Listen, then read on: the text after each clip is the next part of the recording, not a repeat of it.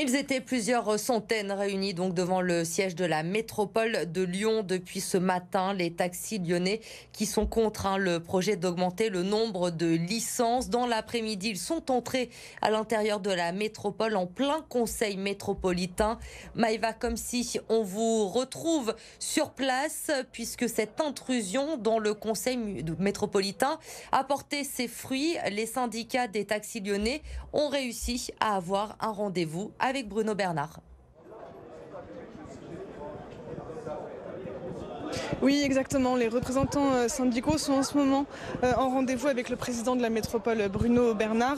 Un rendez-vous donc qu'ils ont obtenu après une opération coup de poing cet après-midi. C'est près de 200 chauffeurs qui ont forcé l'entrée du siège de la métropole. Alors, sans violence, sans dégradation, ils ont interrompu quand même le conseil métropolitain où se trouvaient des dizaines d'élus. Et là, à ce moment-là, les syndicats ont à leur tour pris la parole, une parole qui, selon eux, leur était refusée jusque-là. Ils ont expliqué que l'augmentation du nombre de licences de taxi allait mettre grandement en danger leur activité.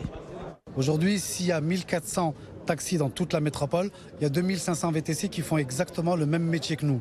Donc en fait, on n'est plus 1400, on est 3900. Si on rajoute des licences supplémentaires, on ne va plus pouvoir travailler. Nous, au quotidien, madame, c'est très simple.